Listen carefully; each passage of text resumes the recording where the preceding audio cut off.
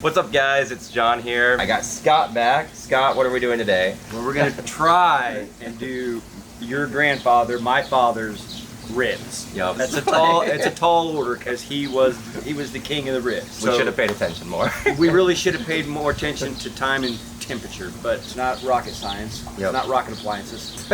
We put a nice rub on these ribs. We're gonna cook them on their sides. In a couple hours, we're gonna flip them over so they're on their other sides. Then we're gonna try a poppy tradition of wrapping them in cellophane.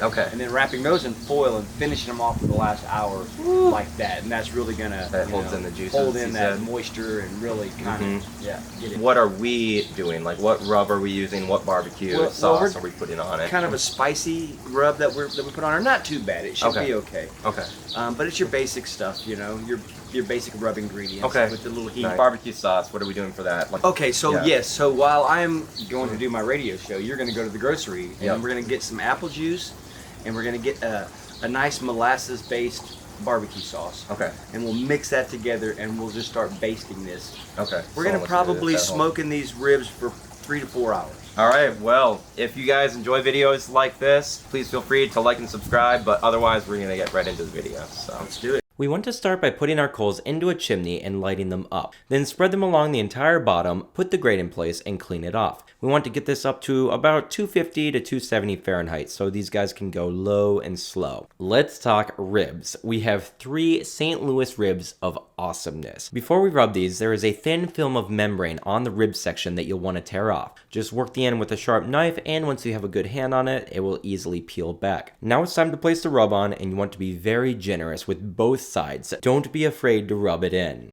Ooh, yeah, Scott. I know it. Woo! You know how to handle your meat, that's I really know how to handle some meat.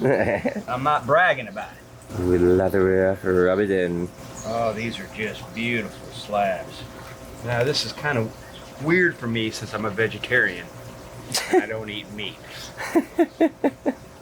You're a terrible liar. Those are jokes. Those are jokes, man. Yeah, we gotta have them. You gotta have jokes. Can you imagine? Dude. I've never really tasted ribs before. Yeah, I just know how to prepare them. Once you've rubbed your meat, place all 3 racks on their sides inside a rib rack. Once these puppies are in, don't touch them for 2.5 hours, making sure the temperature stays under 300 and above 230. Check them after 2.5 hours and you'll be met with an overpowering smell of heaven. Now it's time to mix apple juice and your favorite barbecue sauce together in a glass. Don't be too finicky on the proportions. Take the ribs off the rack and lay them over the grate for their first coat of sauce. After just 1 layer on the developing bark of your ribs, and you'll start to salivate.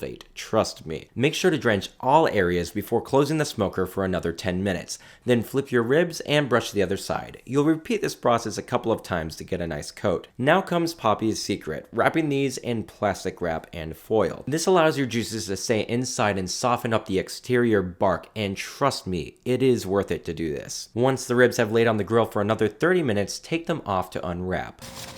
Ooh, Scott! They're beautiful, man. That's all I can say. Oh yeah, look at that color. Look at that. Oh, look at that. Look at that indeed. These are some of the most beautiful ribs I have ever laid eyes on. With the perfect color, softened bark, and light hint of sauce, you can bet your ass we were excited to dig in. Get on in here, boy!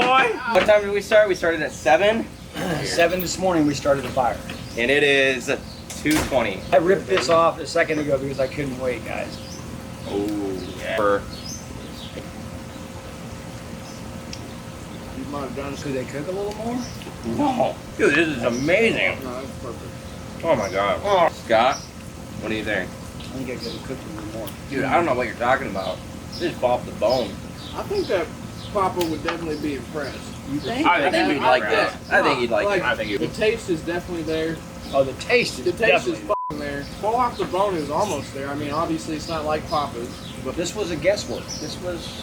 It was, but you it was gotta a just very rate this good by guess taste, work. and I don't order ribs. Ooh, daddy. Those are still amazing. They were, Those not were saying they still- weren't amazing. yeah. So, My analysis. What are your thoughts? Yeah. My analysis was they could have cooked a little longer. I scared myself off on it. They looked so beautiful. Yep. And we had a hard bark at one point. Yep. We started saucing them up with the apple juice barbecue mop sauce. Yep. And really, when we put them in the cellophane, and that was Papa's secret, you know, it really softened everything up. And they could have stayed. They could have stayed on that fire. I think, for a little bit longer. Yeah. So looks aren't everything. They were gorgeous. There's nothing wrong with your food not turning out perfect.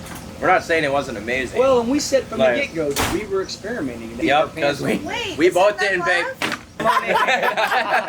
And come to town, we're gonna try this again. All right. We will. But guys, like the video, subscribe. We got more videos like this coming. Thanks so much. Right on, man. Thank you. Oh yeah. You want all right, guys. We'll see you later.